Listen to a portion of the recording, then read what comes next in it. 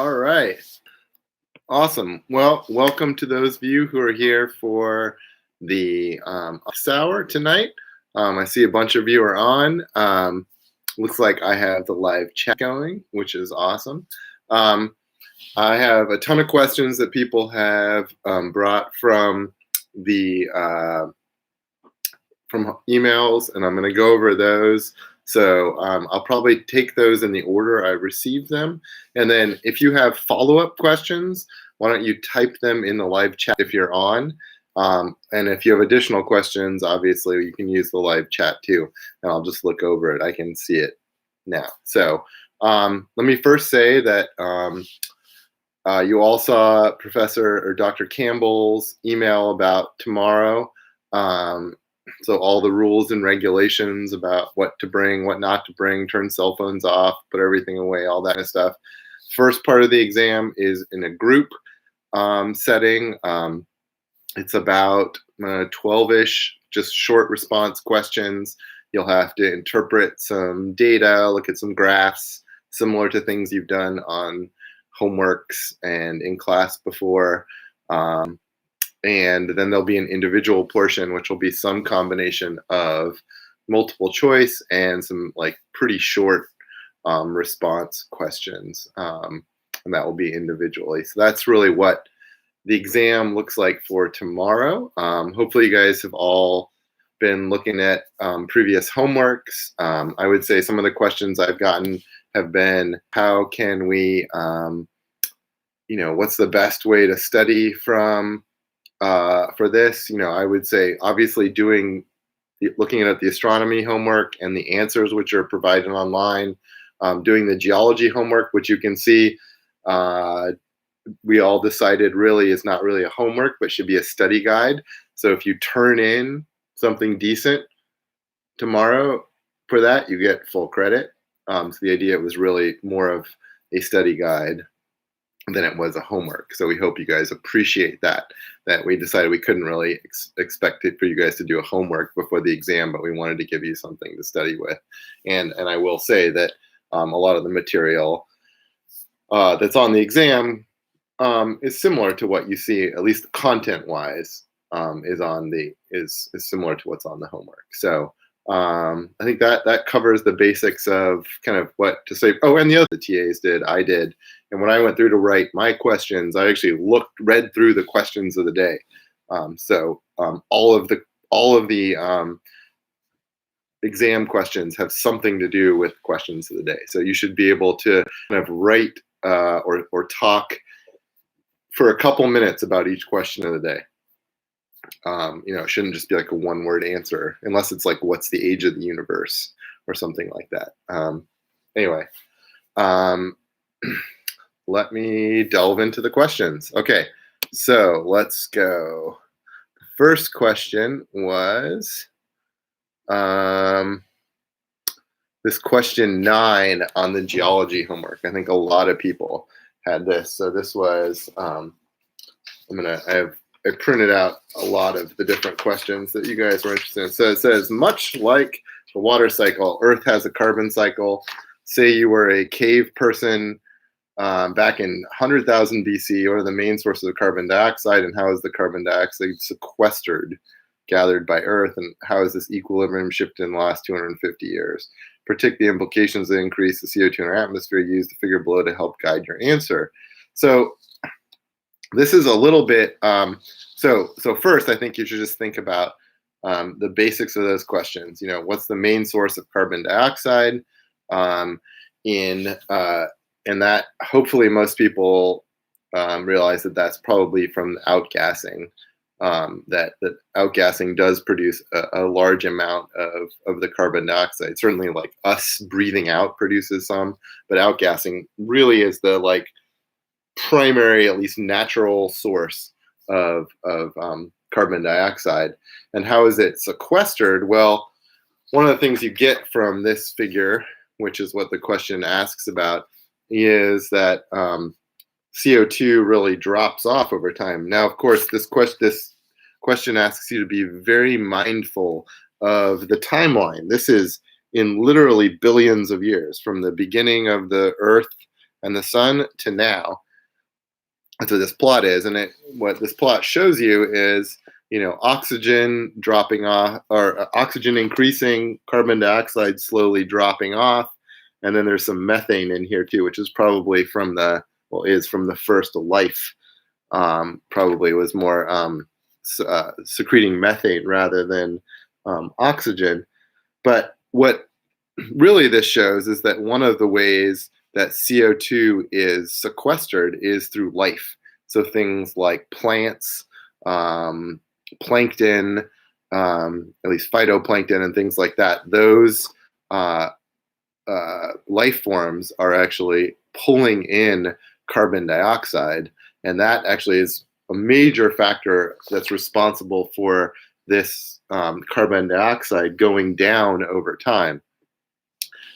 So that's really the point of using this plot, is to think about, really life being a major place that how carbon dioxide gets trapped. Of course, then it gets more complicated. The carbon dioxide gets trapped underground. It gets subducted in the plate tectonics and the plate movement, and then it can get outgassed out again. And so you get this really nice carbon cycle. So that's really where this plot came into play. But what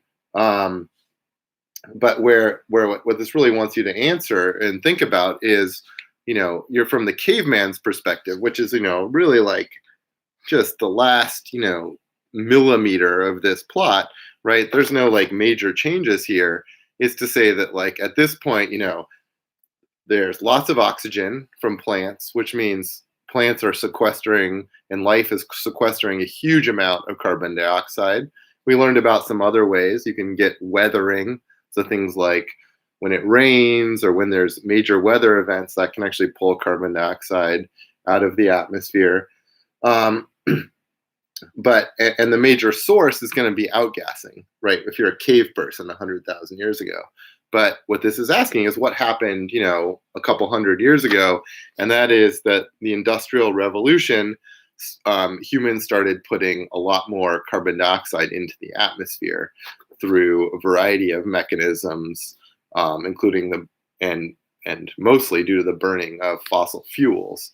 So put a lot more carbon dioxide into the atmosphere, and that has grossly changed the equilibrium. So there was a very nice carbon cycle. In fact, to refer back to this plot, which is in the geology homework, you can actually see that over the last, almost 500,000 years, there's serious fluctuations in the amount of carbon dioxide and the temperature and the sea level. And we'll, I think, address this question a little bit later. But what I want to say about this is that, they follow a very periodic pattern until about 250 years ago, where at least the carbon dioxide kind of goes through the roof.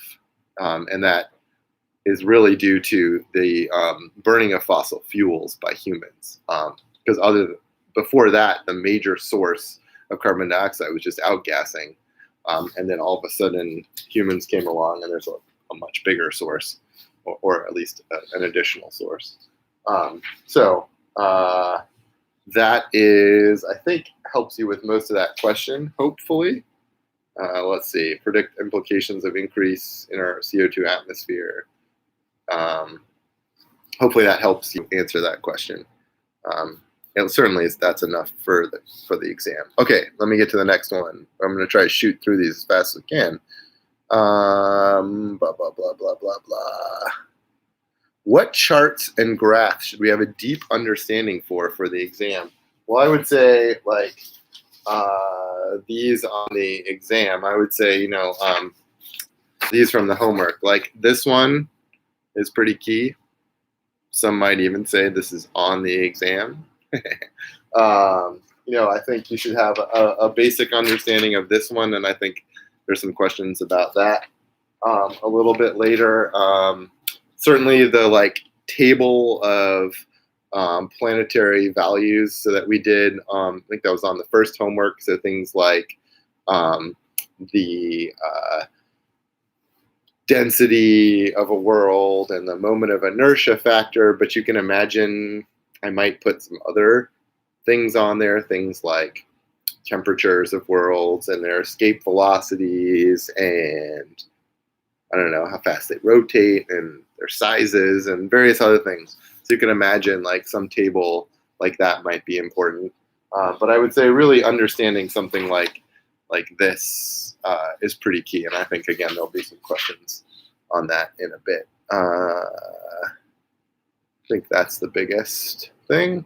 Can you hey, look at that. Can you go over the solar spectrum graph and the temperature graph just for the sake of it? Sure, why not? So they actually wanted me to go over these two plots. Let's start with this one, the solar spectrum graph. So a lot of people had questions about this, and the point of this was really to demonstrate two things. There were two things that pedagogically I wanted to get at. One was I wanted you to see the greenhouse effect in action, right? Like everyone talks about the greenhouse effect. Politicians talk about it, scientists talk about it, but like this is the greenhouse effect. So how do you interpret this? The yellow part that you see here is the actual sun's light. It's like what the sun gives off as a function of wavelength. So here's like ultraviolet, here's like optical, and here's infrared. Okay, again, ultraviolet, optical, where most of the sun gives its light, and then infrared. And you can see the sun peaks here around like green. Actually, the sun, most of the light of the sun is green. We didn't ever talk about that, but turns out the sun probably should look green, but our eyes are really sensitive to red. And so they actually mix the colors incorrectly. And so we see kind of yellow, but really the sun's more green. Anyway, I know it's crazy. It's like psychology, biology question. Okay, but anyway, so this is the brightness of the sun as a function of wavelength. That's the yellow. But the red is what we observe from the Earth. So the yellow is what you would see from space or above the Earth's atmosphere. It's like what the sun actually outputs. But the red is what you see from Earth. And you can see it's similar. It's certainly similar in shape. The sun's the same color, like has this peak at the same wavelengths. But it's a little lower because the atmosphere absorbs some of the light, but more specifically, it absorbs light at these very specific wavelengths. And that's really what it was. One of the things I wanted you to see was that, you know, these bands in the infrared that are mostly caused by water, but some by carbon dioxide, are actually, you know, basically opaque, you know, the opposite of transparent. Like you cannot see anything. Like the sun looks black at some of these wavelengths. If you looked up in the sky at, you know, right here, like it would be, the sun would be black because there's so much water in the atmosphere that it just blocks all the radiation at that specific wavelength. So I wanted you to see how the greenhouse effect works. It works by blocking infrared light. That is what the greenhouse effect is. It's not blocking heat, it's blocking infrared light. Okay? Now, the reason that heats up the Earth is because other light can get through. It hits the Earth, it heats up the Earth. When the Earth heats up, it gives off infrared light, and the infrared, some of that infrared light can get out, but some of it can't. It gets trapped by the greenhouse gas. And the more greenhouse gas you have, the less of that infrared light can escape, and so that continually, and it bounces back down on the Earth and heats the Earth up more, and you get this cycle of heating up the Earth because of that. So I wanted you to see that. The other reason, of course, is I wanted to use this as a tool for how we discover exoplanet atmospheres. Because if you are looking at the sun through the Earth's atmosphere, you're, of course, looking through a planet's atmosphere. And that's exactly what we do when there's a transiting planet moving in front of its star. Most of the planet blocks the light from the star, and that's why we get a nice little transit curve. But just around the outside, some of the star's light passes through the planet's atmosphere, and we get a spectrum that kind of looks like this. Not as nice because it's harder to do on a tiny little planet, you know, many, many light years away. But the point is, like, using basically the same technique, we can get a atmosphere of a planet. Now, a couple people have, I'm probably skipping ahead, but a couple people had questions about the question that has like helium and CO2 kind of in the homework. And, really what is important that you know about, being a greenhouse gas, which CO2 is and helium is not, just to clarify things, is that CO2 has nothing to do with how heavy it is or whatever. It has to do with that it has the chemical properties that it absorbs light at, these specific wavelengths in the infrared. That's all. And you can actually see water is as actually much more important than CO2. It's just not that. The only reason we don't talk about water as like this terrible, climate change gas is that humans aren't putting out like way more water than we used to. We just happen to be putting out way more CO2, and that even just little bit is changing the climate considerably. So that's actually worth like thinking about too. So hopefully that is more clear. The other graph is this one. And some of the questions I've gotten the last couple days have made me think that like some of you understand this, but I think some do not. So, I mean, this is complicated because it's really multi-axis. But let me tell you that, like, I might as well just tell you, those of you who watch this, this is on the exam. So you better understand how to read this, how to interpret this, how to plot on this. You're right, and especially how to like interpret the results will be most of the points. So I think it's worth taking a few minutes and actually like walking through like what this means. So remember that this plot, okay, before we even look at any plots, so like not to confuse you more, is that the way that a world holds on to atmosphere is the balance between two things. It's the balance between gravity, right? And all gravity is something with mass holds on to something else with mass, and that those two masses pull against, want to pull towards each other. So in this case, it's literally the Earth's mass pulling on a little molecule of air or a bunch of molecules of air, and they hold on to the atmosphere for the Earth. Like that's how it works. So it's the balance between gravity and temperature, which hopefully you all know at this point, temperature is just the same as speed or velocity. So temperature is, the faster something is moving, the hotter it is, and vice versa. And if something is really cold, then it's moving slowly. Okay. So if you have a world that's very hot, then the gas is going to be moving very quickly, and it's much easier for that gas to essentially jump off the planet, right? Move off the planet. Whereas if the world is cold, then the gas is going to be moving slowly, and it's going to be moving off. So the other term that I used, which I think there was some confusion based on some of the questions I got, was that the escape velocity has nothing to do with the gas. It has to do with the world. So the escape velocity of a world is the velocity or speed it would take to throw something off that world and have it escape gravity. Okay, that's all it means. And so if you have more gravity, so more mass, then you're going to have a larger escape velocity. It's going to be harder to get off the world. Okay, so let's get to this plot. Velocity and temperature. So let's boil it down to this: velocity and temperature. So let's say we just have a gas. It doesn't matter what we call this gas. I'm going to call it gas X. Okay, and so this gas moves at different speeds as a function of temperature, right? So when it's colder over here, the gas is moving slower, and when it's hotter over here, the gas is moving faster. Okay, hopefully that's clear. So now let's put a world in. So now I'm going to put a world in here. We'll call this world capital A, and we'll call this world capital B. So there you go. A and B labeled there.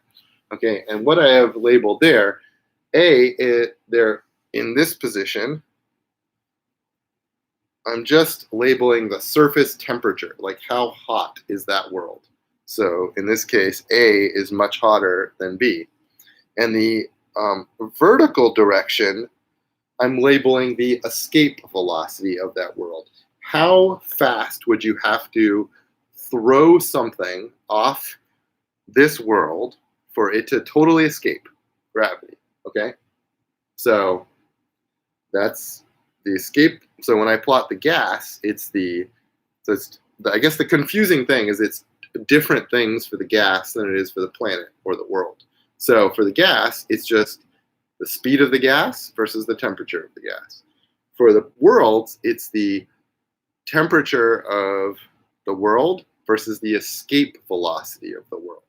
Okay, so now I might ask the question, okay, hey, can A or B hold on to X? Okay, that's a good question to ask. Might be something you might get asked tomorrow. So on A, I look at it and I say, okay, well, A's down here. Its escape velocity is lower than X, which means X is moving faster than the escape velocity at this temperature. So that means that A cannot hold on to X. X is moving way too fast. It will fly right off of planet A. Whereas B, the escape velocity is much higher than X. So the way to think about this is gas X is moving much slower than B, and therefore is able to stay on B. So hopefully that is more clear. I think that's like the basics, and again, that's important for tomorrow.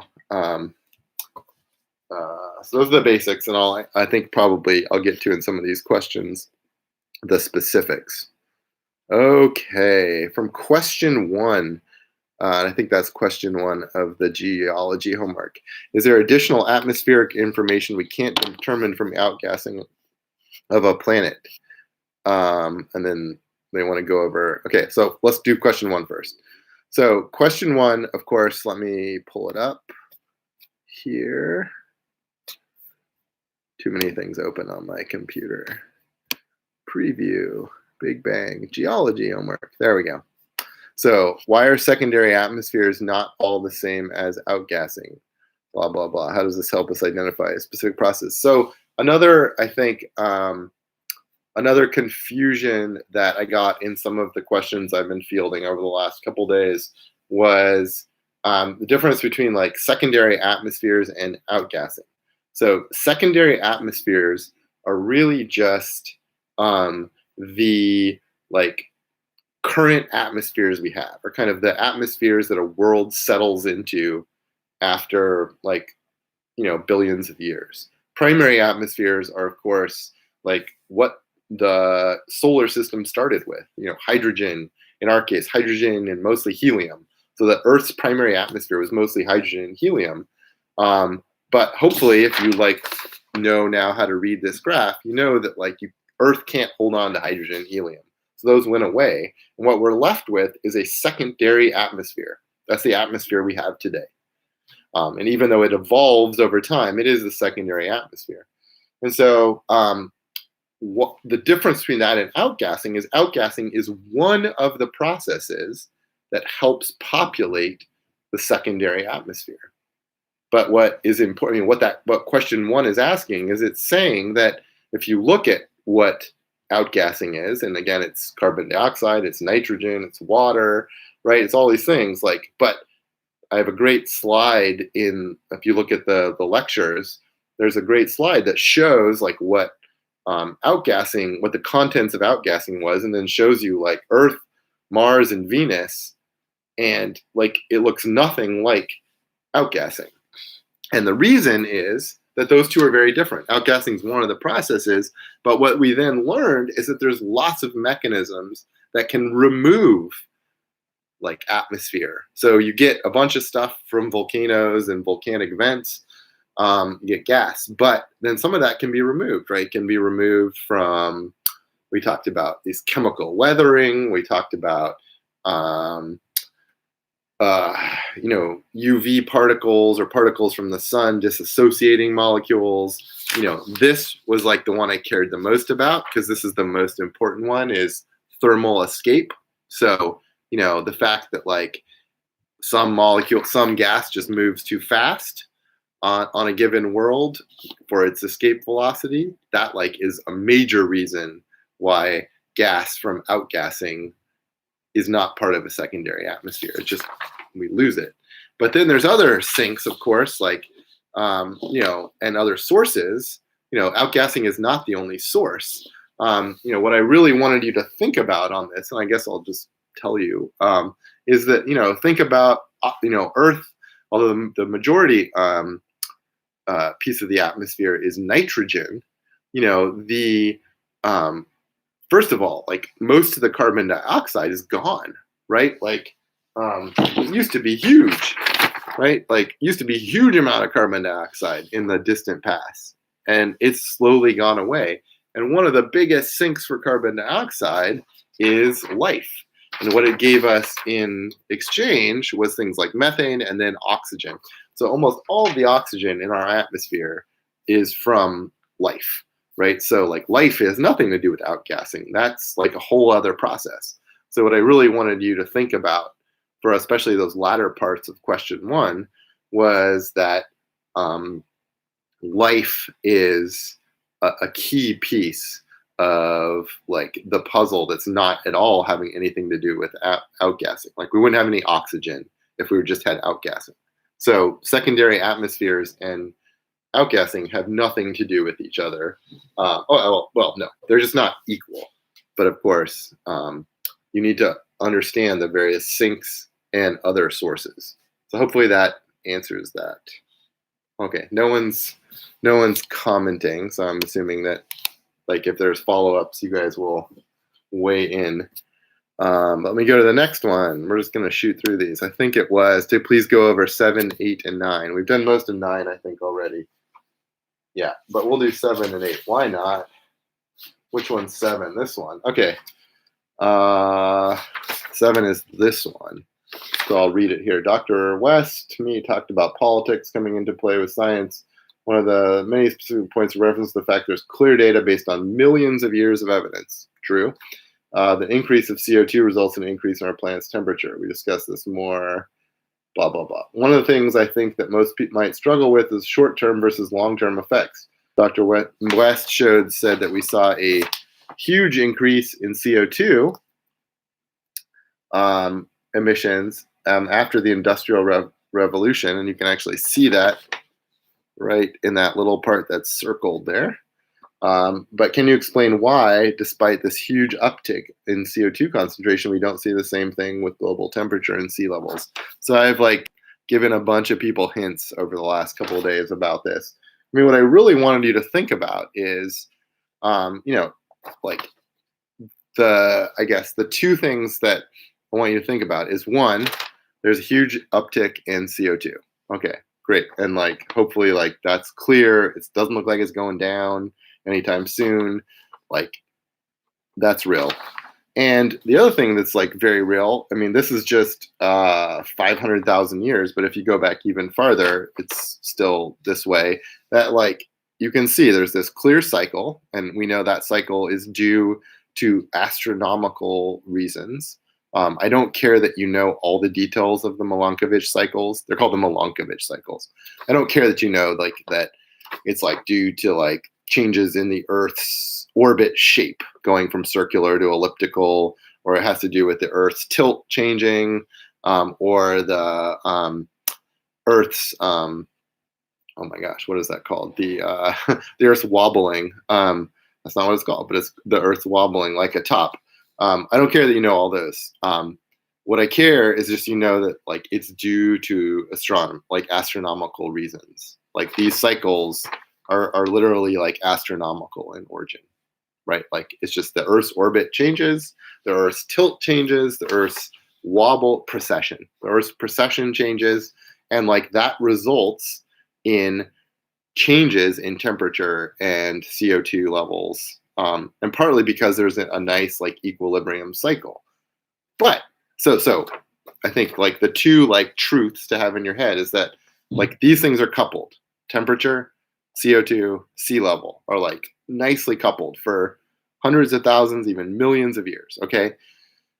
But, and there's a huge increase in CO2.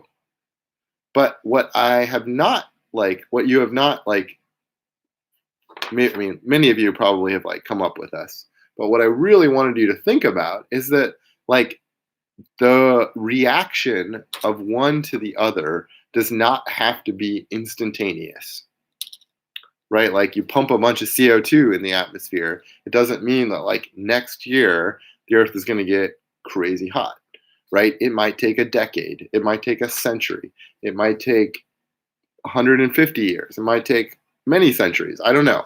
Like that's actually like an area I don't fully understand. But what I do know is that like in nature and in scientific processes, when you do one thing, there often is a reaction, but that reaction is not always immediate. There is sometimes a lag. And I think the scary part is that I think that's actually what we're seeing here is that temperature and sea level, like we know trace CO2 level, like it's happened. It's been happening for hundreds of thousands of years. And what is likely the case here is that those reactions to the CO2 level, just spikes in temperature, huge spikes in sea level. We don't know what exactly like the amount of those are, but I think like what's clear is like that's going to happen, and there just may be a lag, and that's actually the thing I wanted you to think about. I wanted you just to kind of like think like scientists and think that this wasn't something I actually intentionally didn't tell you the answer in class because I wanted you to like think about it a little bit. But now, of course, I told you the answer. So hopefully, like you struggled with it a little bit. Blah blah blah. Someone will ask for 8. Hopefully, at this point, we can all agree our atmosphere is held in place by Earth's gravity field. Okay, hopefully you guys all get that, right? Like that's the same as this. Right, that's all this is saying is that our atmosphere is held here by gravity. And even more intensely, remember that gravity is like bending space. So really our atmosphere is staying on Earth because like Earth is bending space around it to hold on to the atmosphere. Holy shit, that's amazing. Anyway, okay, I digress. Why do we consider carbon dioxide to be a greenhouse gas? Blah, blah, blah, but not helium. Okay, well, the biggest thing is that helium, although it does have some absorption lines, like it does not have huge absorption lines in the infrared. So that's literally just like a chemistry question or a quantum physics question, depending on which camp you come from.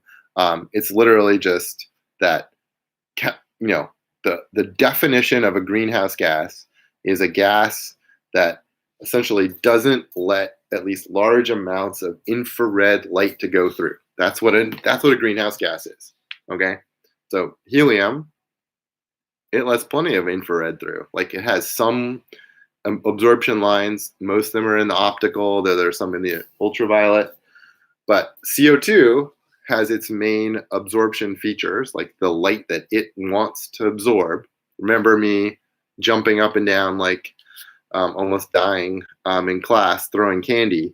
Like I was the electrons holding on to various light. CO2 likes to absorb infrared light. Helium does not. Okay, there, CO2 is a greenhouse gas. What property of CO2 makes a greenhouse gas? Okay, I just said it.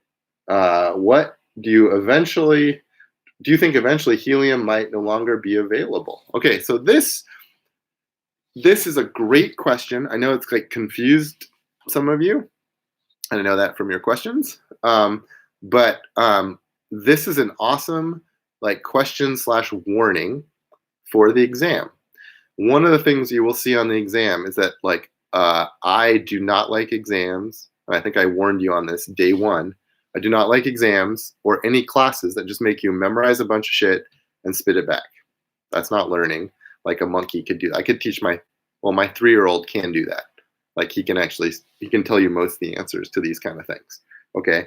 What my 3-year-old can't do is like think as well as you guys can, right? He can memorize the same shit you can, but he can't like put multiple concepts together. Okay. And so what this question is having you do, but it also is a warning for what you'll see tomorrow, is that like even though this plot is here, like I want you to think about the entire class and think about all the other plots. So for this part, I really want you to think about this plot, okay? So like this is where it's really important that like you understand, I guess, all of the material. And if there's like a plot in the exam, even if it's not part of the question that you're being asked, you may need to reference it. You may need to reference multiple plots. I guess is the way to say that. You may need to reference multiple plots to answer a single question, even if like there's one plot closest to the question. Okay, so part of what we're gonna ask you to do is synthesize the material. All right, so looking at this plot, even though we're talking about the other question, is helium. Helium is this line right here, than any of the terrestrial planets. All the giant planets can hold on to all of the elements. I mean, they can hold on to hydrogen's the very lightest element. It's the very lightest molecule, molecular hydrogen. It's the lightest molecule in the universe. And Jupiter, Uranus, Saturn, and Neptune can all hold on to if they can hold on to hydrogen, they can hold on to anything. So Earth, you can see, is like really close to helium, but helium's a little bit faster, which should tell you that at Earth's escape velocity and current temperature, helium is moving too fast to stay on the Earth.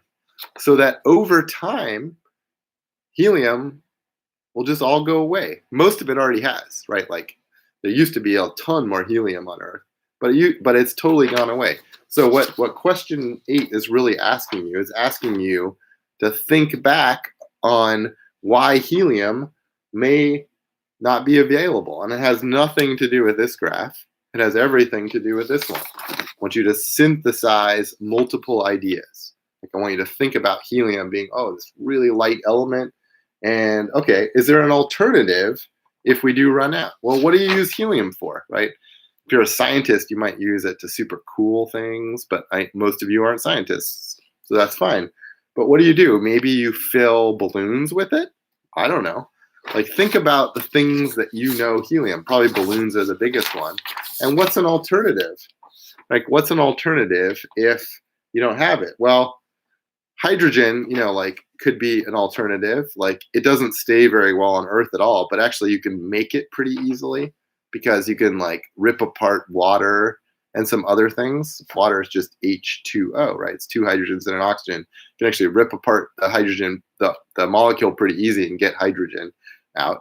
Hydrogen has a inconvenient property that it's ridiculously flammable. Actually, I would say even explosive. So it is a decent alternative, but it's a little explosive.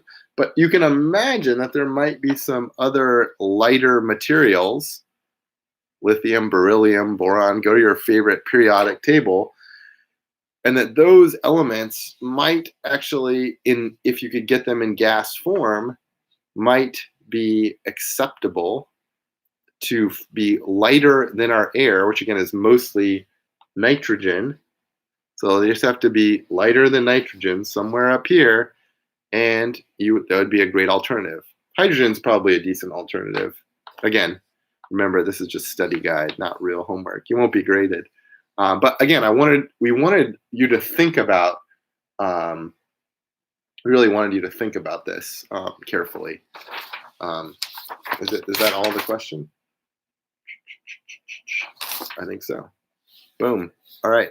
Next. Let's see if we get this. From question 1.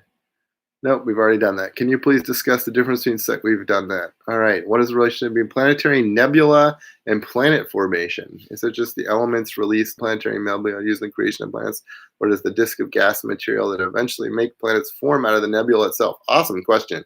Good. Yeah, you will need to know some star stuff. Obviously, we've been talking a lot about the geology, but obviously all of the astronomy stuff is like fair game. And so remember, let me see if I can answer this question. Remember that planetary nebula are one of the end stages of a star like the sun.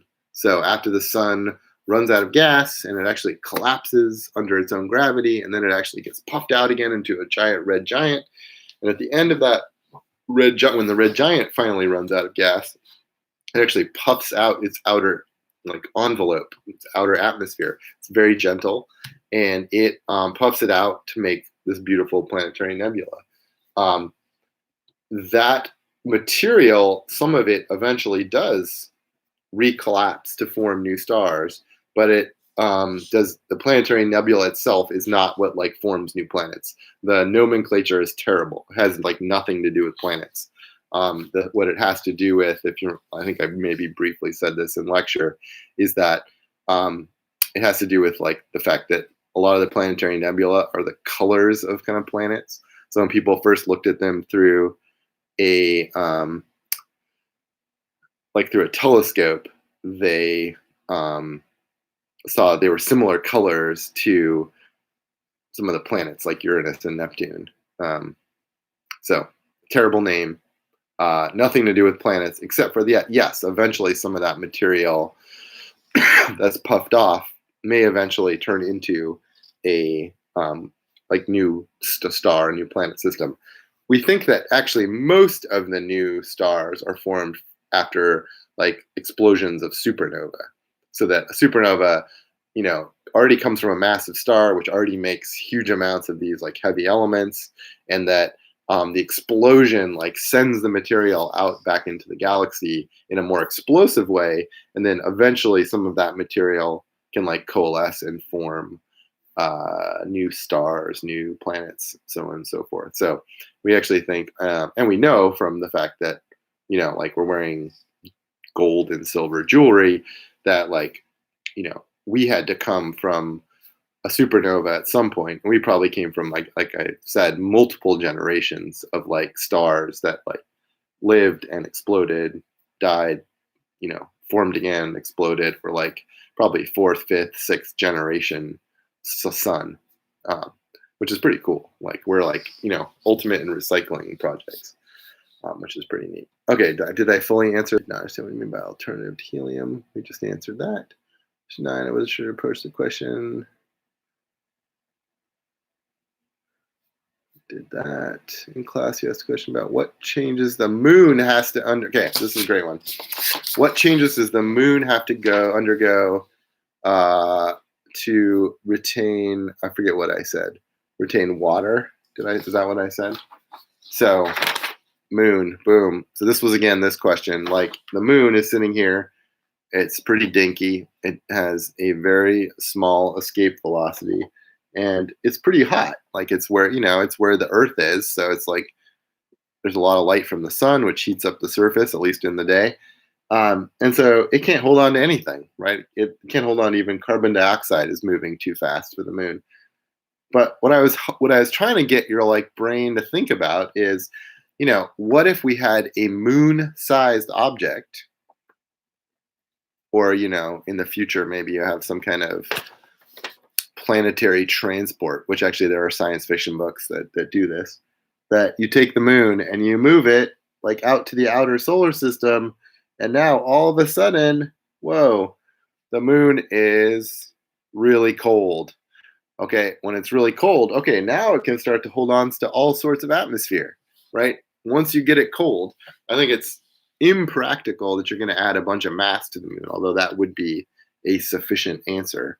I think what's much more practical, although not really practical in current technology, is that if you were to take a moon-sized object, I mean, something like Titan, which is like a little bit more massive than the moon, but fairly similar in size, is a good example. Like Titan, has a little bit bigger escape velocity, but it's out here at Saturn's distance, so it's much colder, and so it can hold on to things like oxygen and carbon dioxide. And Titan actually has a thick atmosphere because of that. All right, so that's what I was getting at. I wanted you to think about, how you could move these objects on this graph, these worlds on this graph. And partly because, again, hint for the exam, like you're not going to be given real worlds. I made up a bunch of shit. I made up a bunch of fake worlds, and you're going to have to tell me about them. So do not spend your time memorizing, shit about stuff in our solar system, right? Like I'm going to give you fake worlds and have you think about them. Whoa. Okay. So there you go. Hint. The things you do have to memorize. Someone asked this actually in a question, an email question, and I'm not sure I answered her thoroughly. What do you have to actually memorize? I should actually look at that. I really what I really care is age of the solar system, 4.567. You should remember that for the rest of your life until it changes. And then age of the universe, 13.8 billion years. That could change too. It's actually changed since this is the fourth time I've taught this class. Although it's only the second time I've done the geology part.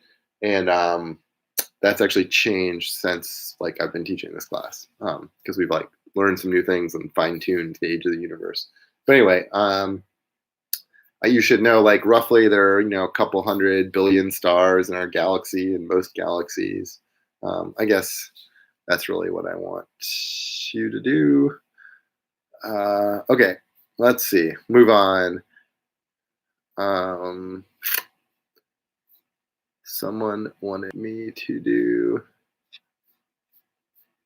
explain what moment of inertia is, because that you might see for sure. Okay, so moment of inertia factor. All this is a measure of how concentrated the mass is in a planet, the density is. So if you have a world, let's say you have a world that's made of rock and iron. So it has a density, let's say around 6 grams per cubic centimeter. So, or 5, I don't know, somewhere like 5 or 6, right? Rock is 3, iron is close to 8. And so if it's 5, it's got to have rock and iron. And so you could imagine a world, and there are asteroids like this that are, the rock and iron is all mixed up. And it's mixed up perfectly. In fact, that rock, that really old rock that you guys touched, hopefully most of you did, that I brought to class, the carbonaceous chondrite meteorite that's dated to 4.567 billion years ago, that comes from a undifferentiated asteroid that actually has a moment of inertia factor of 0.4. So 0.4 means uniformly distributed. Now that could mean that it's all rock or all iron or all ice. But in the case of the carbonaceous chondrite meteorite, it has some ice, it has some water, it has some metal, so it has some iron, it has some rock, but it still has a moment of inertia factor of 0.4 because it's distributed evenly throughout. Now, in a large world like the Earth, where you have a mix of mostly rock and iron, the iron has all sunk to the center because the Earth went through a process called differentiation, which all large worlds do. And what that did is the Earth stayed molten for long enough, stayed kind of liquid long enough in its early years for all of the heavy stuff, the dense stuff, to sink to the center. Just like when you drop a rock in water or you drop an ice cube in water and it floats, right? Because there's liquid material, the dense stuff goes to the bottom, the less dense stuff goes to the top. That's what happened to the iron in the Earth, and that makes Earth's moment of inertia factor less than 0.4. So all I care that you know is that 0.4 means uniformly distributed, and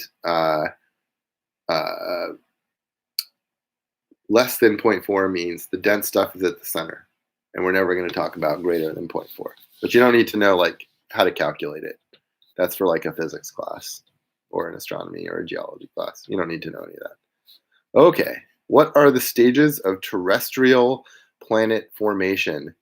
Okay, so this was like initial formation, which we talked about planets forming in the disk of a star. Some planets actually even form their own disk, but they form in the disk of the star from the gas and the dust just by gravity coalescing. We did that little exercise in class where we showed how that's quite easy to do. And then they go through a process of differentiation where, again, the body is molten, so mostly liquid or at least highly malleable. The dense material sinks to the center if it stays molten long enough. If it's a small world, it actually hardens too quickly and it doesn't differentiate. Then it goes through an area, a time called late heavy bombardment, and that's where it is battered by the remnants of planet formation. So, like, not all rocks and not all pieces of dust and debris go into planets, like into making planets. There's a lot of leftover crap, and a lot of that crap hits other worlds, and that's why the moon is battered. It's why Mercury is battered. It's why Mars is battered, and it's why Earth has been battered. They went through this. I mean, they're constantly hit, but there was like a period right after planet formation kind of ended that, like, it was crazy. Like, everything just got hit. Those giant impact basins on the moon that make like the eyes of the man on the moon, if you've ever looked up, those were caused by like humongous impacts during late heavy bombardment. And then you go through a phase called geologic activity. And that's when you have like volcanism, in Earth's case, plate tectonics, but that seems to be at least unique in our solar system to the Earth. But you get geologic activities, you get volcanoes and volcanism and lots of outgassing and, obviously building atmospheres and all that kind of stuff. But most of that, including on Earth, is fueled by radioactive elements in the mantle. And so eventually you run out of that heat and at least major volcanism stops. I mean, right? If I was telling you this a few weeks ago, I just would have said the world's totally dead. But you guys saw my announcement that we've seen these Mars quakes on Mars. Mars was thought to be like totally dead, but there must be some kind of residual heat allowing there to be quakes. Now, Mars doesn't have like huge volcanism anymore. All the volcanoes on Mars appear to be like massively extinct for a very long time, like millions of years, billions of years even. So like, it's not like Mars, like we were crazy wrong. It's just that like maybe some of that residual heat from the radioactive elements takes a little bit longer to cool down. And then when you run out of those radioactive elements, you enter the big chill phase. So the person who asked this question asked me, like, what's Earth in? Earth is currently in the geologic activity phase. We have active volcanoes all over the planet. Mars is currently in the, I would now call it the mostly big chill phase. It doesn't have like major volcanic events, but hey, we saw just this last week that it has Mars quakes, which is pretty cool. So shit, science changes. Science changes. All right, next. Blah, blah, blah, blah. What are the ways to date rocks? So the best way is to pick one up and look at the chemicals inside of it, and look particularly at the radioactive chemicals in them, elements in them. So rocks, all rocks have some amount of radioactive elements in them. That shouldn't scare you. They're like, most of them are very low level. They're not scary. But they do have radioactive elements in them. And what's really cool about that is it acts as a clock. And so when rocks are molten and like, before they cool, they're like this liquid and they come together to form rocks. And so they come together in very specific chemical quantities, like the ratios of, say, rubidium and strontium or potassium to argon are like set by chemistry. Like, we know how much like argon to potassium there should be in rocks when they certain rocks when they come together. And what happens is when you have something like potassium, there is a radioactive component of potassium, that actually turns into argon. So over time, some of the radioactive potassium is going to go away and turn into argon. So if you look, a million years later, 2 million years later, 100 million years later, billion years later, you're going to see a different ratio than what you expect for that type of rock, because some of the potassium has now turned into argon. So you're going to have more argon than potassium. And that ratio tells you exactly how old the rock is. And it's really cool because you don't actually need to know how much potassium it started with, which would be impossible. You just need to know that the rock follows basic chemistry, and so it had to have this ratio, and it has this ratio now. The only way it can have that is by potassium turning into argon in that example. So that's the best way. We call that radiometric dating. But you can do stratigraphic dating. You can look at the stratigraphy, so how deep things are in the ground. We talked about that the deeper you go in the earth, typically the older you're going. And that's relative dating. You can't get an exact age, but you could say this thing is older than this thing on top of it. And so lots of people do that. You'll probably see that in the anthropology section, because archaeologists use that as well as geologists. You could use paleomagnetic information to date rocks, right? So we know how the Earth's magnetic field has shifted over time, and we know that rocks actually record. They have magnetically sensitive minerals in them that actually align themselves with the Earth's magnetic field. So if you were looking kind of down a strata of rocks, down in the Earth, and you saw the magnetic field changing in the minerals, based on the pattern you see, you might be able to actually identify a similar pattern in the paleomagnetic record and date the rocks. So just off the cuff, that's the best, one I could think of. But really radiometric, just getting a rock and doing a chemical analysis of it is the best way. So there you go. Blah, blah, blah.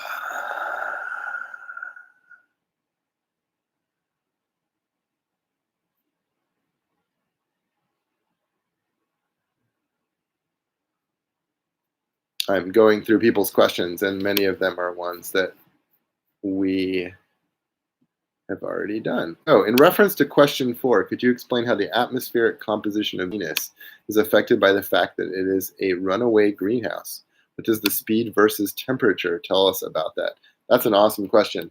So Venus, of course, is an example of a runaway greenhouse, right? It's got so much CO2 in the atmosphere that essentially no infrared radiation can escape, and actually almost no optical emission can get in. So at this point, it's not like it gets much hotter, because it's really hard to get almost any radiation in from outside. You can actually penetrate with radio waves, but that's about it. And they have no energy. So it's really hard to get anything out, but you can't get anything out. But one of the things that happened with Venus, of course, is it got so flippin' hot. It should be, of course, cooler than the Earth, right? It should be it should be hotter than the Earth, but it should be way down, here. Sorry. There you can go. Here's Venus, right here. It's gotten crazy hot, but it shouldn't be that hot. It should be much further down this way. And what happened with Venus is it got so hot because of this, because of the essentially runaway greenhouse effect, that it got rid of some of the other atmospheric components that it should have, including water. So Venus probably was had tons of water, right? It shouldn't be much different than Earth. It's a little closer to the sun, but the same processes that brought water to our planet early in its formation, by bringing water-rich material from beyond the frost line or the snow line and hitting the Earth. Same thing should have happened to Venus, and then some of that water outgassed, all that kind of stuff should have been pretty much the same. But Venus got so hot because of the runaway greenhouse effect that it all the water disappeared. And really, all that's left, all the nitrogen disappeared. All that's left on Venus is carbon dioxide. It's like one of the heaviest atmospheric molecules, certainly that outgasses, and it's like the only one that can still be there. Venus is still outgassing. It's probably still outgassing maybe some water. I don't know. Maybe some nitrogen, but like it doesn't have any in the atmosphere because it all escapes. It's too freaking hot. So I think that answers the question. Yeah, I think that answers the question. All right. Sorry, let me go. Can you explain how? Oh, what does the speed research tell us about atmospheric composition of Venus relative to Mars? Well, Mars is interesting. Mars, and this is probably an answer of another question, but Mars, hopefully everyone saw that Mars is like right at this point where it like crosses the water line. And so what that means is that, at Mars's current temperature, Mars certainly could hold on to water for a little bit, but probably not forever. And as I've said many times, there's great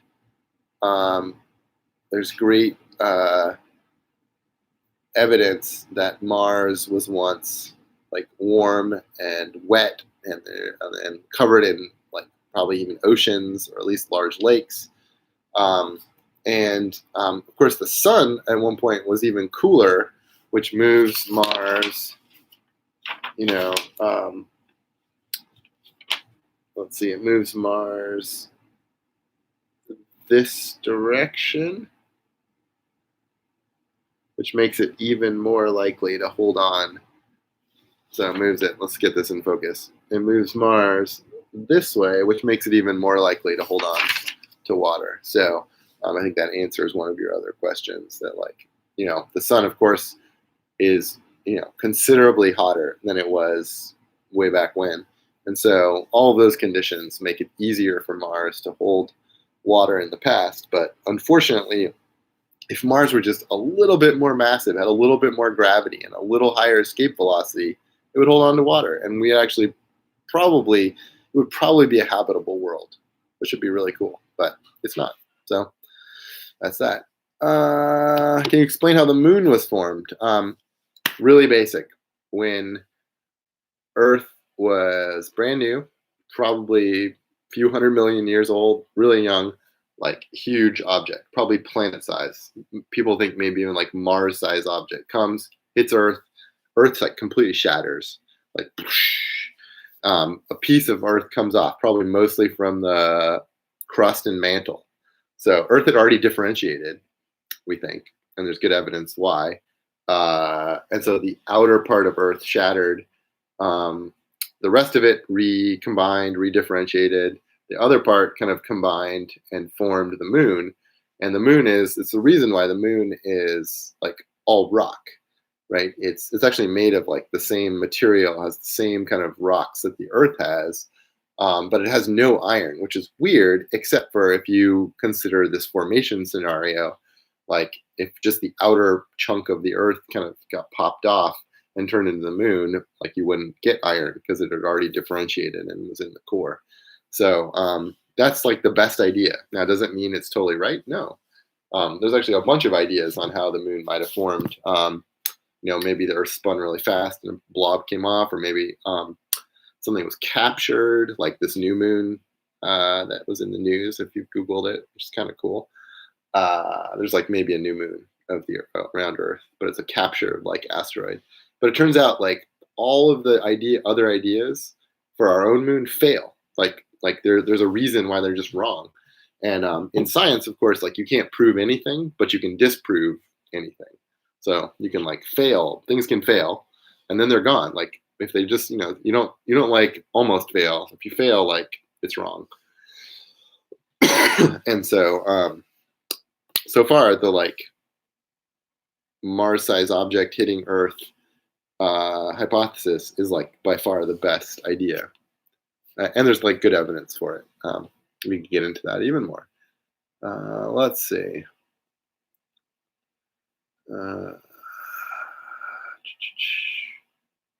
What's the difference between absolute and relative dating? Well, I just kind of briefly covered that. Absolute gives you an actual date. Like this carbonaceous chondrite is 4.567 billion years old.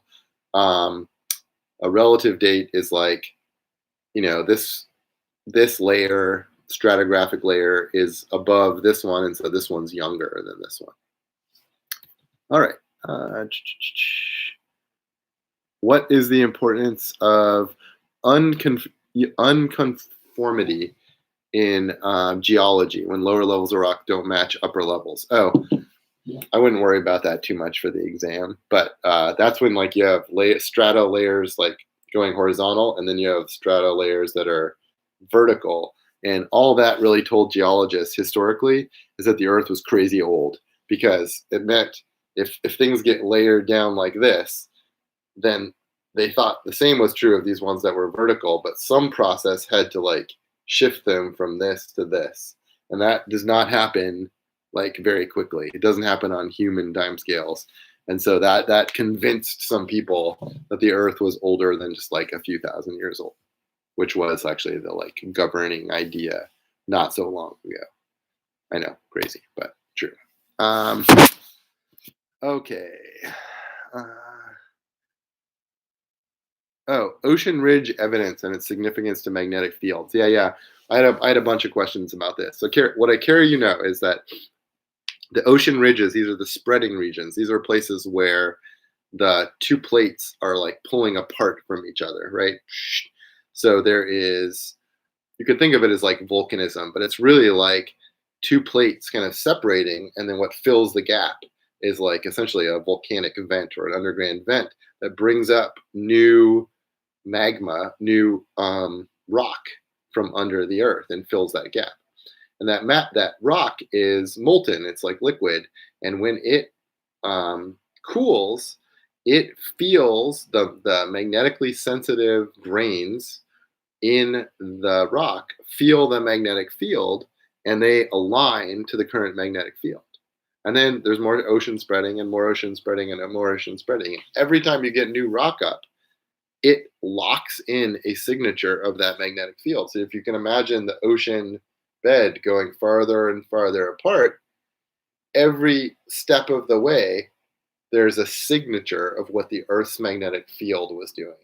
And so what literally people have done is taken these like ships and take these like magnetically sensitive probes and dragged them along the ocean floor, and they see like the magnetically sensitive grains in these rocks like flip, flip, flip, flip, and they show us the history of the Earth's magnetic field flips. Of course, that's important to understanding Earth's magnetic field, but it also is this like way of kind of age dating in a certain way, like seeing how the rocks change as a function of age. So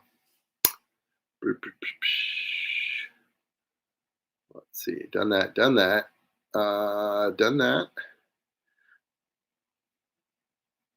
Oh, someone asked, why is sodium in the exoplanet atmosphere that I have showed several times significant? It's really not. It's just it was the first element that they saw in an exoplanet atmosphere. I mean, sodium by itself is not exciting. What's exciting about that plot is that it's an exoplanet atmosphere, that you're actually seeing the spectrum of another planet's atmosphere, which, come on, is pretty freaking amazing. But seeing sodium is not like significant. It just happens to be like the one that was first seen. But it was like a Jupiter-like planet. It's not like crazy exciting. Like oxygen would be like freaking amazing. Sodium's not, but it just happens to be like a nice plot. And the first one. Talked about that. Where did all that nitrogen come from in the Earth's atmosphere? Someone asked. That's from outgassing. Nitrogen is like one of the products of outgassing. Someone asked, how are hydrogen particles charged? I think I've talked about that a bunch of times. So, and I've been probably a little loose. The chemists would probably be like annoyed with me. So hydrogen, when it's in its like pure atom form, is not charged. it's a proton and an electron, and the charge cancels out.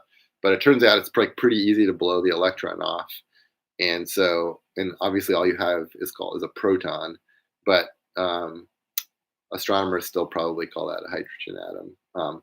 And so, like certainly when you have hydrogen in the center of a star, it does not have electrons, right? It's really, we're talking about protons.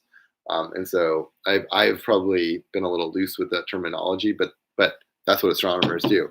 Like we would consider, the sun is made of hydrogen, but in a lot of that, it's really protons because the sun is so flippin' hot that like all of the atoms, the electrons are like blown off. All right, so it is not a gas; it is really a plasma, if you know that term. A plasma is like a gas that's like highly charged, and there's like new physics that happen in that, which is really cool. But anyway, that's not part of this class. That's what I mean by like hydrogen having a charge. In really hot environments, like in a star, hydrogen is really just a proton. Even helium, which is two protons and two neutrons in its most common form, has no electrons. It's charged too. Like the two electrons that are typically there are not there in the sun because it's way too flippin' hot. And those electrons, they exist somewhere in the sun, but not attached to an atom.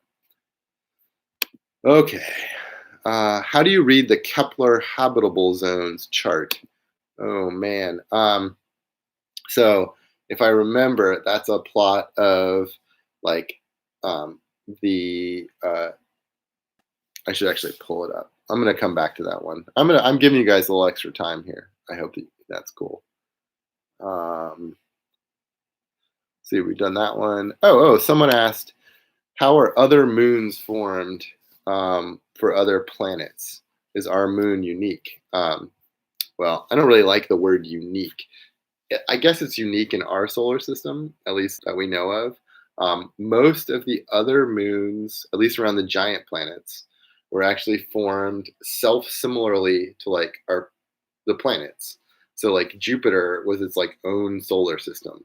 So, all the planets collapsed in a disk around the sun, but Jupiter had its own little disk with all the moons like collapsing in a disk around Jupiter. And the same with Saturn had a little disk, and Uranus had a disk, and Neptune had a little disk, and moons forming out of that disk. And actually, how we talked about the frost line and the condensation sequence, which you hopefully remember for tomorrow.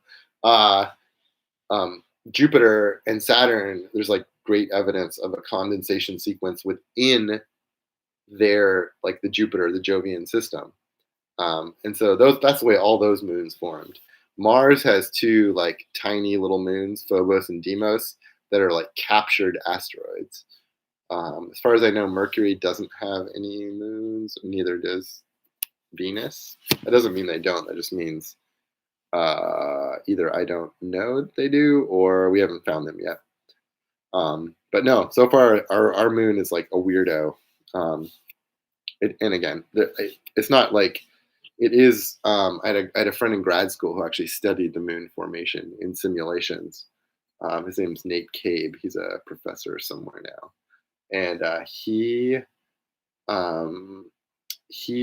found that like it's very easy to simulate it, this like object coming and hitting the Earth and making the moon, but that it doesn't happen very often. So it should be a rare event. So I wouldn't say unique, but it's pretty rare. Let's see, blah, blah, blah. Let's see. Someone asked, will the test questions be similar to like the problem sets? Yeah, I would say like pretty close. I mean, again, like with the caveat, I said that with some of them, I'm going to make up, right? It's already made up. I've made up some fake like planets and fake things. And so I'm not wanting you to just have like a bunch of stuff memorized, but actually like analyze new data based on what you know. As you saw, the geology problem set is due tomorrow, but it's not really a homework. It's like a study guide. And if you turn in at least decent answers to everything, you'll get full credit. Yay. Let's see. I know what the 3 ways to find exoplanets are, but I don't really understand how they work. So 3 we talked about. We're just observing them. Hopefully you see how that works. Like the basics of it. Like for some systems, mostly around massive stars, the planets are so far away from the star that we have some techniques for blocking out the star, and you can actually see the exoplanets. That's like the easiest one. You just observe them. We don't actually know of that many that way, but that's like the coolest, easiest one. The second most easiest one to understand is the transit one, where like you have star and you have planet, and planet passes in front of star, and as it does, it blocks a little bit of the light. And so you keep observing that star. It's like super boring over and over. And if the planet passes in front, it blocks light. And when the planet comes back around, it blocks a little bit of light. And when you do that, you can actually see not only that there's a planet, but you can tell how big it is and how wide the orbit is. And then there's the radial velocity method, which was the first one I introduced, but is the most complicated one. And that's the wobble one. That's the cosmic seesaw one. Hopefully you guys all watched that video I posted on the site about me on the like rotating seesaw. And the idea here is that like, planets don't really orbit the sun. They orbit a balance point between the Earth and between themselves and the sun. And so that as a planet orbits, so does the star. And the star then makes this motion, and we can observe that motion using the Doppler technique, which you also will want to know, that as something comes towards you, it gets a little bit bluer, and as it gets away from you, it gets a little bit redder. And that's how we observe like planets that have stars that have planets around them will actually wobble a little bit in response to planets. If they don't wobble at all, they have no planets, or the planets are too small to make a wobble. But if they really have truly no wobble, they have no planets. Okay, let me pull up really quickly. I'm sorry, bear with me. I see there's like a bunch of you still here. Let me quickly pull up. Well, let me see if I can talk. I saw a couple emails come in. I'll talk while I'm pulling up the thing. Let's see. I have, boom. Let's see. How does the Earth create and, decline? Got a call. Probably spam. Someone who wants money. How does the Earth create and sustain its magnetic field? I can talk to you about that while I'm doing this.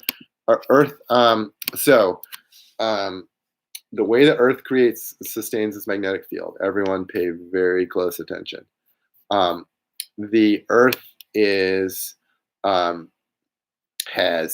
geologically active, so it has the outer part of the core is actually molten, not the inner part, but the outer part of the core is molten. And so what that means is it is very hot in there, and it allows electricity. It's mostly made of metal, so it's fully conductive, and metal can actually conduct electricity.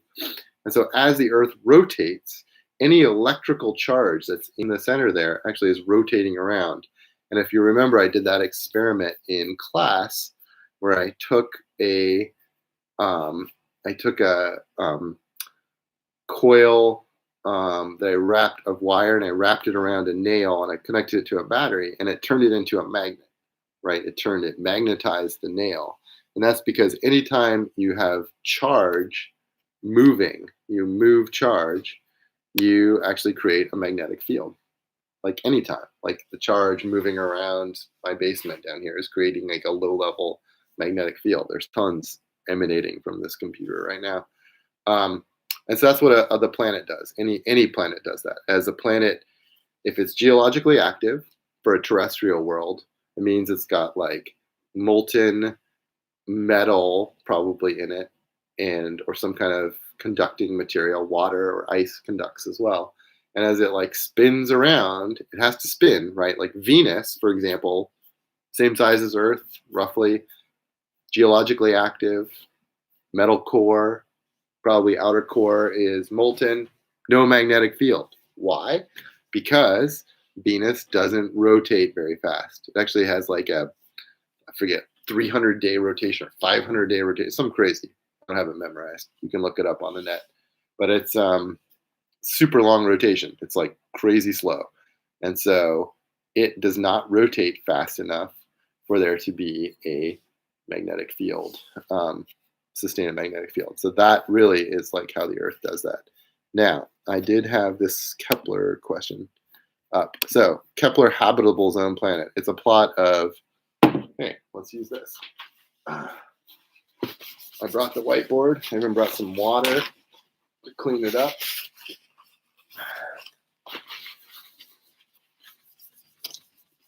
Okay, let's do this. So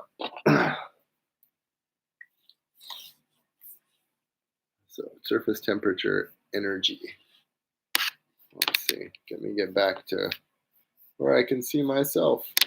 How do you drive this thing? Okay, so it's energy received, energy, and it was, what was it? Temperature, surface temp or star. So star temp, and there's like a sloth here. It says energy at planet. If you can read my chicken scratch handwriting. Really, this is stellar temperature, so how bright the star is, same as how hot it is, right? Versus how distance. This is really distance. And there's some swath in here, right? If you've got, if this is hot, I guess, the way I've drawn this, and this is cold, then this goes like this. There's some swath in here. If you're around a hot star, you can be farther away and still have liquid water. Or if you're around a cold star, you have to be closer and still have liquid water. But there's this thing called the habitable zone, the zone in here, where around stars, they're at the like right distance to have liquid water. And so when astronomers say that a world is habitable, what they really are meaning is that it is at the right temperature to have liquid water on the surface. And you can just imagine that, right? Like if the planet's too close, then it is really hot and all the water vaporizes. And certainly like atmospheric escape makes it so the water in the vapor phase escapes. Okay. Or it can be like too far away and therefore it's like crazy cold and it's all going to be frozen and you don't have liquid water for life. And in the middle is like what we call the Goldilocks zone. That's the just right place. That is not too hot, not too cold, but you can have liquid water. And there are a number of planets discovered by Kepler that have just the right distance, that are just the right distance from their star, that they likely, if they have water, which is an if, they have its liquid water on the surface. Let me see if there's any other questions. I am curious if my live chat is working because I have not received a single chat. So I'm wondering if you guys have tried and unsuccessfully, or maybe you're just not chatty because I had so many answers. But anyway, I did get a couple emails. So let's see. The last one, someone asked about, I think, a calculator. Oh, do we need to bring a calculator? I saw that in Dr. Campbell's email about bringing a calculator. I cannot imagine why you would need to bring a calculator. You are totally welcome to bring a calculator, but we did very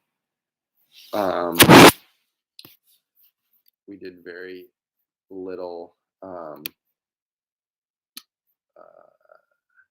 calculations of anything. So I cannot imagine a question that you need it on, but sure, if you bring it. Oh, Sophia just told me that there are a bunch of live chats.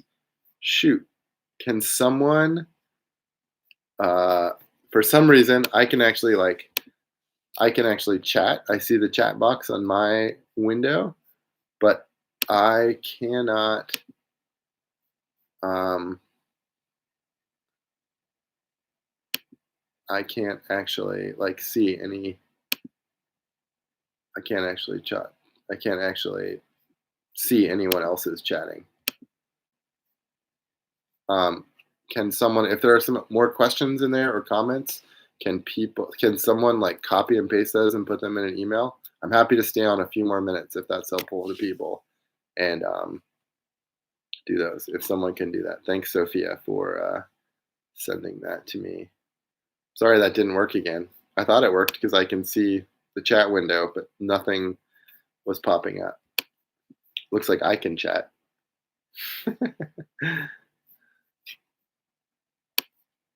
So at least in my interface, I can't see that. I wonder if it's like in the comments section on YouTube. Anyway, if someone could like cut and paste it and pop them in an email, that would be awesome. Oh, thanks, Nazrin. Awesome. Looks like a bunch of people did.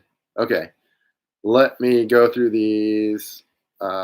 Is there additional atmospheric information we can't determine from the outgassing of the planet? I think I answered that, and that was certainly like the sinks, like what takes away the atmosphere, but also the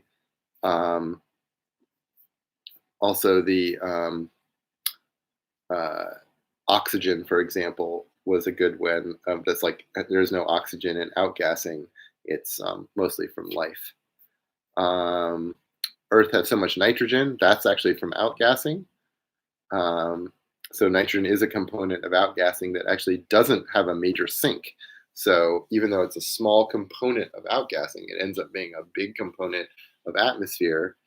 It doesn't actually come from life. It comes from volcanoes, and just nothing really takes it away.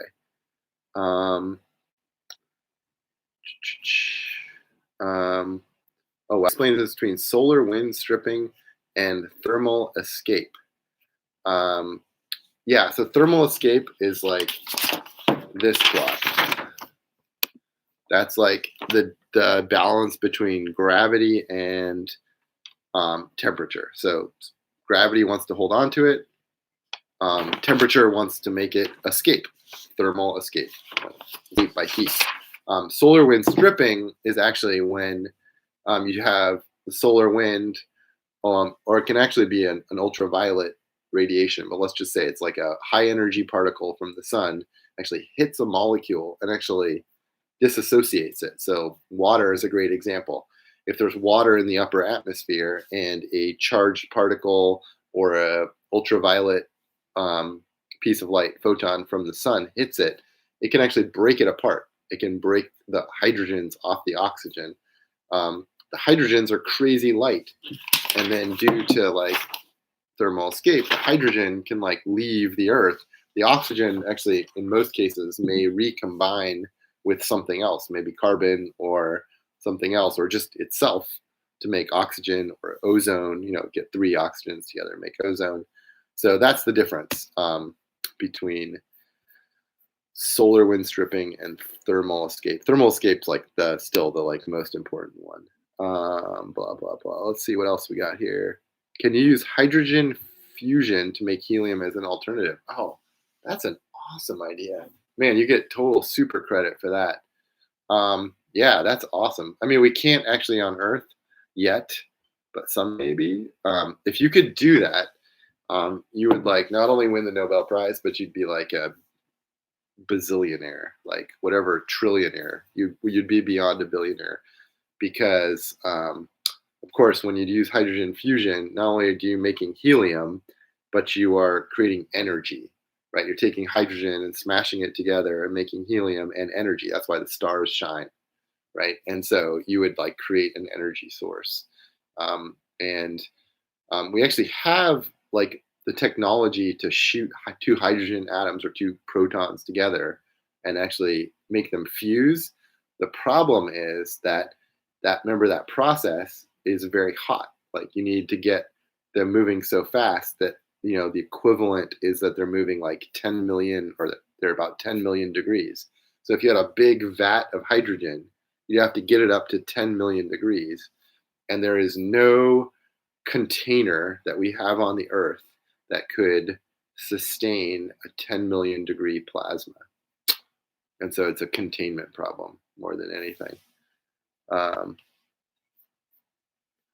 so, um, um, someone just looks like Tara just said, no, I can't see the live chat, but a bunch of people have sent me, like I can see my chat, but for some reason my live chat has nothing on it. Like I can write things, but nothing has it. But people have been emailing me the chat things, so I'm answering the chat ones because people have actually just been copying and pasting them. So I'm going through them. I'll do this for a few more minutes. I think we've covered most of what you need. Can your 3-year-old be my partner tomorrow? I can't spoil that, but you guys will like it. Is there additional blah, blah, blah? What is the physiological way we observe magnetic fields? This was like Professor Campbell's edition, which a lot of people had questions about.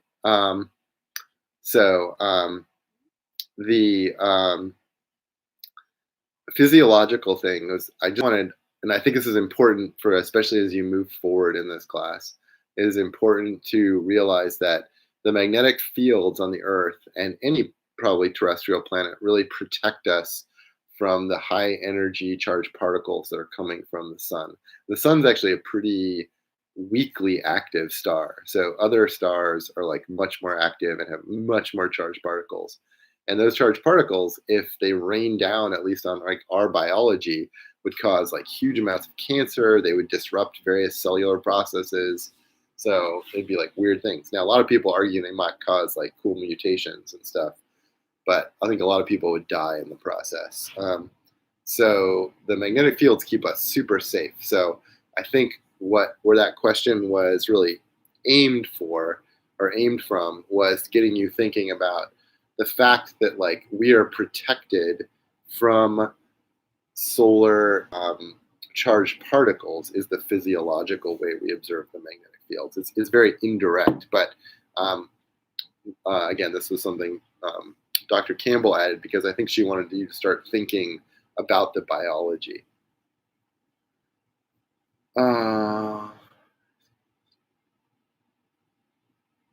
Does weathering of rocks sequester or release carbon? It sequesters carbon, so it actually takes carbon out of the atmosphere. So I think you'll talk about this more with Dr. Campbell in detail. Probably do some of the chemistry, but it's a chemical reaction actually that happens that when it rains and the rain is actually a little bit acidic, it turns out it washes away some of the rock, and there's actually a chemical reaction that pulls carbon dioxide out of the atmosphere in that process. And then actually that carbon dioxide is, that carbon is actually used to build things like calcium carbonate in shells in like shellfish and things like that.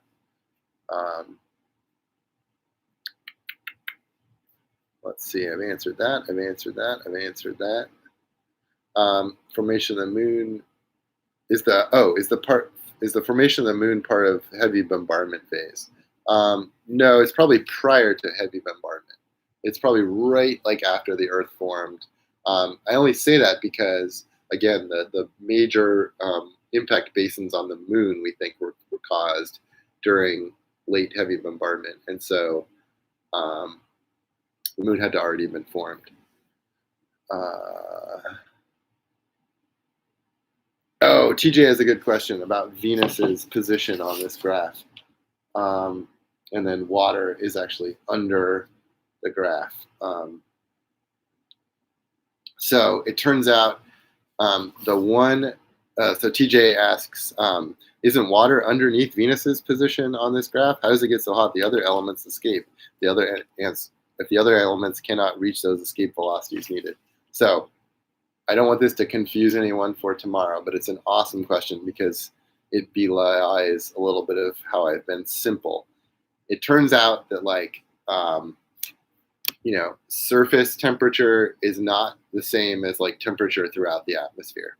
And you know that if you've like gone hiking in the mountains, it gets colder, right? And so the Earth's temperature is like very different as a function of where you are in the atmosphere. And it turns out actually both Earth and Venus actually get even crazy hotter at some point. Like they get colder and then hotter as you go up in the atmosphere. And so that really it's actually one of the reasons the Earth loses a lot of water despite being way above the water bit, is that a lot of the water can get up to the upper atmosphere where it's actually crazy hot. And then the water can not only be dissociated, but it can also leave via thermal escape. And the same thing happens with Venus. So really awesome question, TJ, but no one about that for tomorrow. But really good question. Let's see. Someone asked, what's the frost line? Frost line is, well, first of all, that is something you need to memorize. It's at 3 astronomical units. It is it is the point where water, at least in the early solar system, like when the solar system is forming, it's where water freezes. So interior to that, closer to the sun, water is in basically vapor form, so gas form. So you're not using it at all to build planets.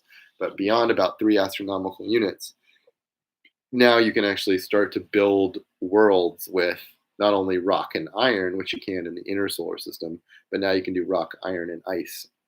And that's the reason you get such big planets in the outer solar system, is you have more stuff to build from them. Let's see. Are the moons and planets such as Jupiter and Saturn, well, those are planets, but yeah, made entirely of gas? Do they have heavier elements? Oh, they have a lot of heavier elements too. Jupiter is made of basically the same shit as the sun. So it's like mostly hydrogen and helium. So it is mostly gas. Saturn's actually a little less. And actually, as you get farther out, like Neptune and Jupiter are mostly ice. In fact, a lot of people add them into the gas giant category, but they're really not. They're really ice giants. They're mostly made of ice, and then with like very thick atmospheres. But they're like giant atmospheres. You couldn't walk on them still. Like they still look like big balls of gas. By the time you got down to anything that resembled ice, the pressures are so great that it's probably some kind of weird mushy ice that's highly pressurized, and you couldn't stand on it anyway because you'd die. Let's see. I just got another screen chat. I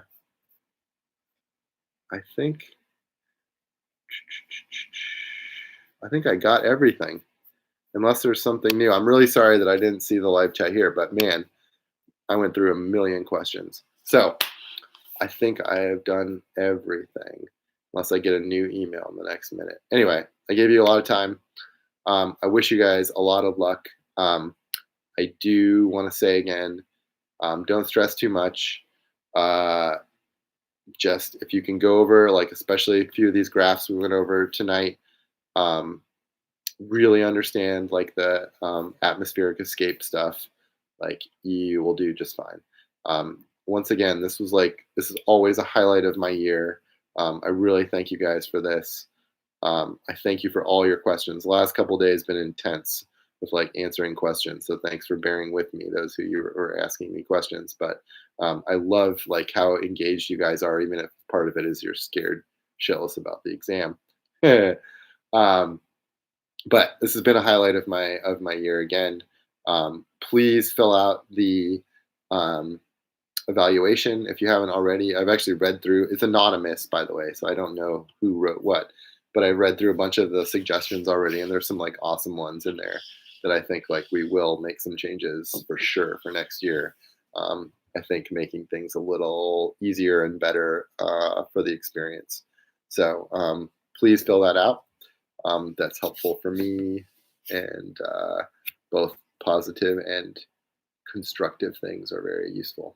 Anyway, best of luck tomorrow morning, and I hope that you guys keep learning science and enjoy the rest of your semester. Okay, have a good one. If you have any final questions, let me know. I may or may not be able to get to them. I'm going to go ride my bike for a little bit now, and I'll have my cell phone on me. So I'm going to ride it indoors. Anyway, okay, talk to you guys later. Bye.